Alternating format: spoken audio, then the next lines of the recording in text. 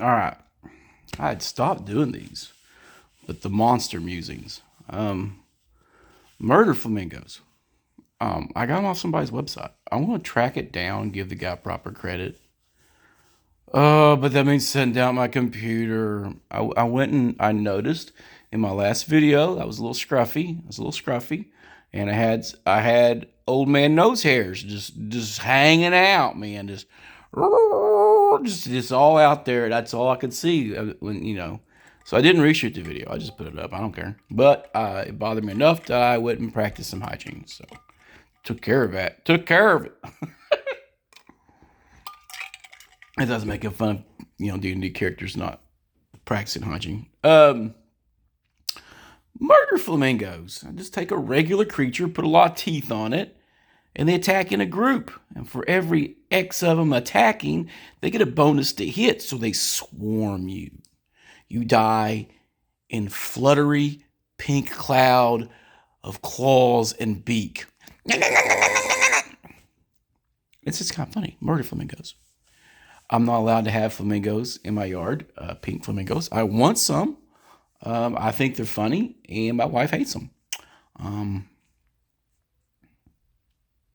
Happy wife, happy life. And some people tell you that it's 3 words for a stress-free relationship, and it's bullshit. It's 2. Yes, dear.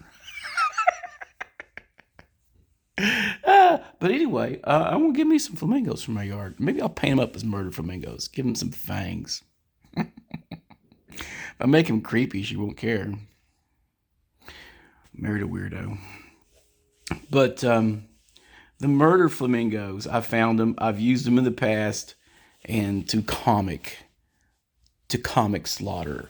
I never had a wipe with them. They've always been fairly weak. When I ran Labyrinth Lord, I came close because I rolled really high on how many murder flamingos showed up, and that was kind of terrifying.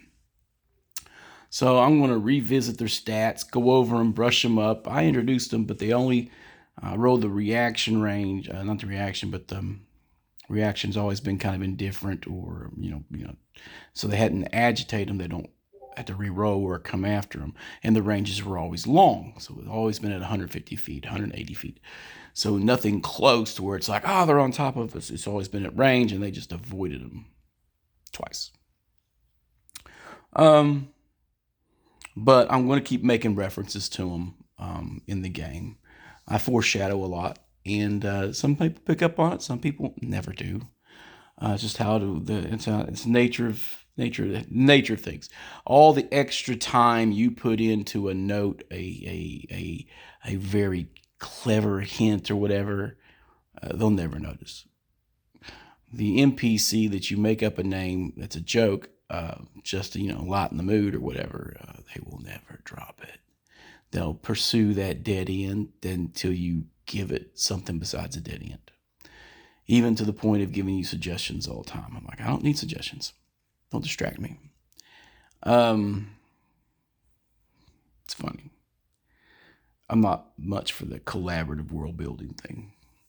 I have a 5-page backstory. I'm this, blah, blah, whatever. You're delusional. All adventures are kind of delusional, so I just kind of shrug it off. But murder flamingos. Take a regular creature, make them aggressive, make a lot of them, make them a horde creature. Done that with those and a variant type of horned rabbit. I was tempted to put the Vorpal bunny rabbit in a couple of times, but I've not done that. I think it's kind of, I don't know, it's a little over the top. Maybe deeper in the dungeon.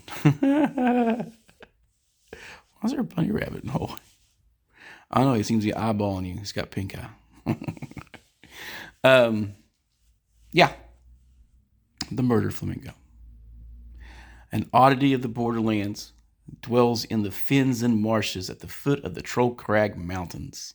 Their bright plumage, often seen from a distance, strikes terror into the heart of most small game, as the creatures will flutter and dive upon them and rend them from limb. Rumor has it that their eggs are highly prized by local lizard men. Anyway, Murder Flamingos. Introduce me to your campaign.